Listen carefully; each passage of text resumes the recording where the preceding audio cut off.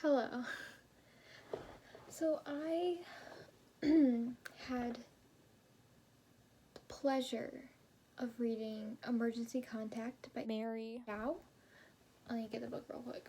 Book is probably one of my least favorite books I've ever read. This book was hard to read.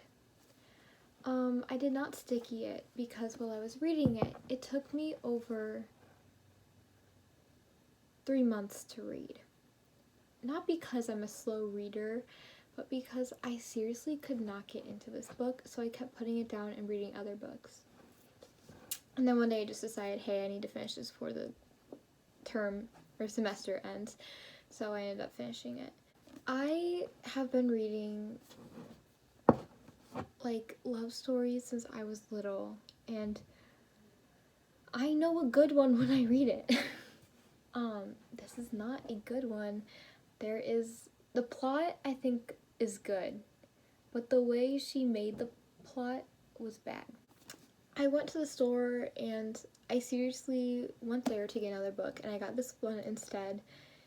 And when I went to the checkout, the lady said, "Oh, I love her writing. Her book is so good." Okay, so I was very excited for it. I'm just gonna read the back of it.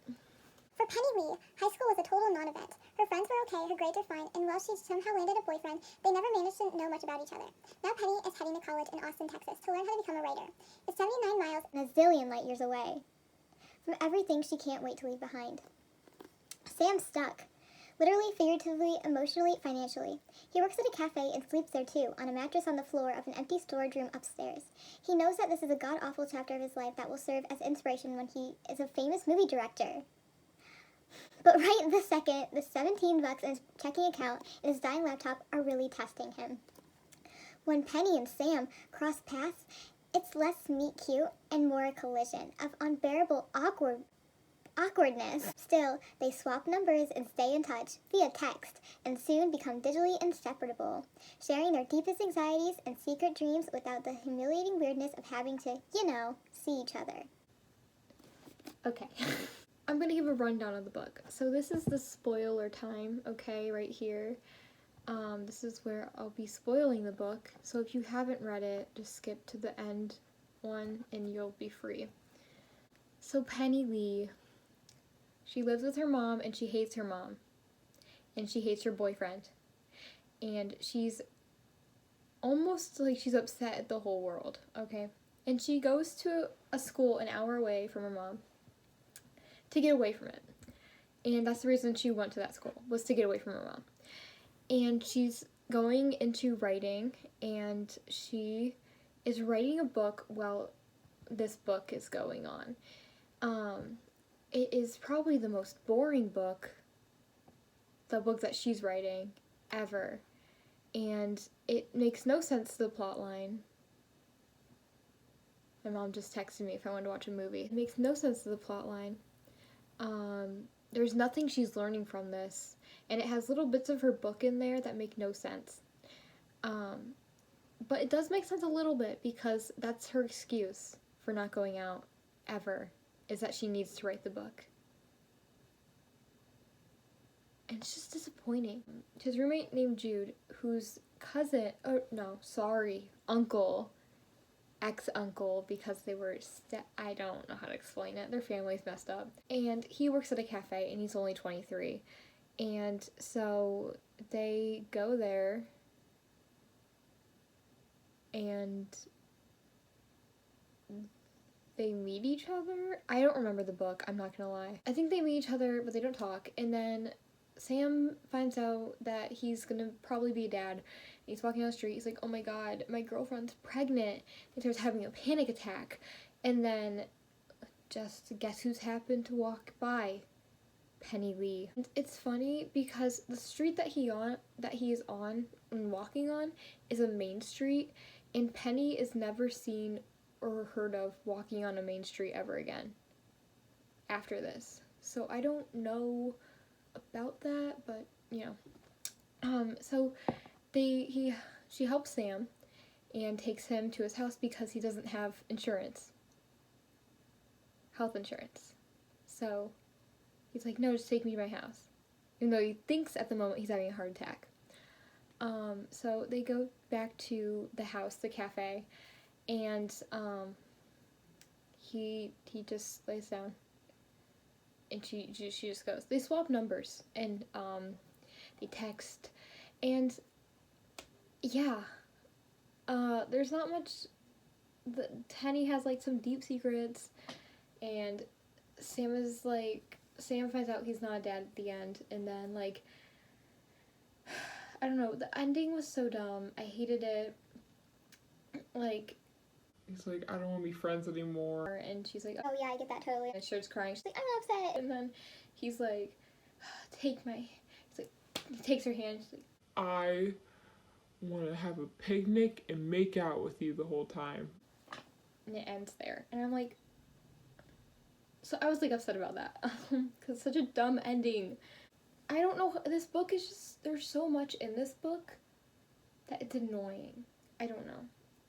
Like there's like a plot with like her mom. They both have mommy issues, which is already like hard enough for like one of them to have a mommy issue because like Penny's such a prick, and then you have Sam who's just like lonely and sad, and like his mom is an absolute jerk to him, so I feel bad for Sam, but I don't for Penny because Penny's just a prick. I just felt like it was dumb, and that the ending was stupid. There's too much in this book almost. It is more than 400 pages. Their texting doesn't add much to the story except for like the fact that, oh, they text, which I want to say this could have been an amazing book. And this is totally something that does happen where people just text online. Like, I have my best friend and I've never met, and we literally, well, we live in the same town like them. Like, me and my friend, we live in the same town, but we've been friends for like a year and a half, and we have never seen each other ever. Like, we haven't even FaceTimed, you know. If it would have been crunched down a little bit, it would have been so much better. If Penny's book was never like in the story, like, I think if it explained her book but didn't show things, I think it would have been better, because she just went on long, like 2 pages about like what's happening in her book, and it's like the text, like, it was so annoying. Oh, okay, so here's like one of them. This isn't one of the long ones, but so from here to like here. Hello, I am back many hours later because my camera died and I didn't feel like charging it. So I did not like it that much. If you follow my very small following, which you probably don't, on Instagram, you would know that I make a book thing that tells you how I feel about the book. Sorry, everything's like falling off my desk. I gave it a 3.5 out of 5 for YA, and I said themes are mixed, too many issues to remember, parts were boring, took me months to finish because I didn't want to pick it up. And I'm not gonna read the rest of them, but that is one of the things that are on here. And it wasn't an awful book. I can't say it is the worst book I've ever read in my life, but I can say it is pretty bad. A lot of people like this book, I think, and I personally don't care for it. I think having both of them have mommy issues is just a mess, and I think just everything about this is just messy, and the characters aren't relatable, and you find out like a huge secret at the end that was like, why was it added in? Like, it added to her character and explained a little bit about her, but I just didn't think it needed to be added. I felt like it was more for a shock reflect and for Sam to fall for her more, as in like a way to care for her. I'm very nice about my grading. I do not like destroy books with the rating. I just didn't think it was that good. I'll have to check on Goodreads, but I have no idea what it is on there. On Goodreads, is a 3.73. I want to see if anybody had like bad reviews like me, because I don't know. There's a difference between being flawed and being unlikable. My brother is flawed. He always forgets to turn off the lights, close the windows in the winter, and only cleans after himself at last minute, right before he heads back to his apartment. My brother is extremely likable. Now, I don't know how old the author is, but certainly old enough to forget what it's like to be a teen. That is extremely true. She didn't explain them as teenagers. She explained them as just, I don't even know how to explain it. This is a really weird writing style.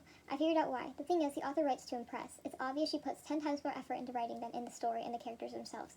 Big mistake, especially since teenagers are not stupid. They can see right through you. They're able to differentiate between a genuine YA story from an author who truly understands young adults, and fake it all till you make it one. But let's go back on how unlikable Penny is. She judges relentlessly, which is so true. She has an opinion on everything, from her mother to the freaking lipstick she wears. Yeah. It was a mess. I don't know. I guess I didn't read this part. I don't remember it because I would have probably been offended by it. But it says, Sam's armchair was set slightly higher than them on the sofa, and he crossed his legs elegantly. His right knee brushed Penny's left, and she almost passed out. With the comically small espresso cup in his thin hands, Penny wondered for a second if he was gay.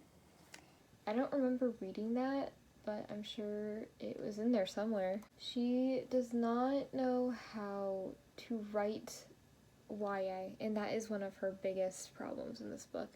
And I think that they were right. Like, she spends too much on detail and about the story than on the characters, and the characters, you don't really, like, afterwards, I felt no connection to, like, Penny at all. I felt like she was such a prick, and Sam I felt like okay with, but I felt like he could have had more to his character than who he was. A lot of people did not like this. Yeah, so this book was just a mess.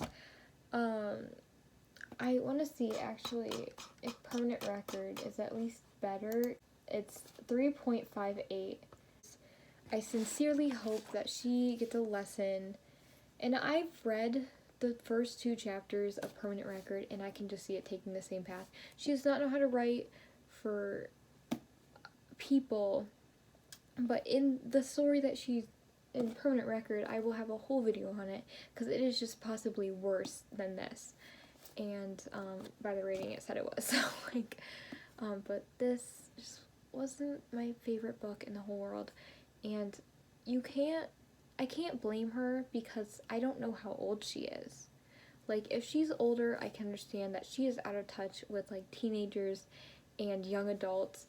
Was it worth my $10.99? Not really. It did have some serious points in it, which if you are, I'm just gonna say this, if you are uncomfortable with, okay, also there's no trigger warning for this, which I think there should have been, because I was not comfortable with it, but if you have problems with rape and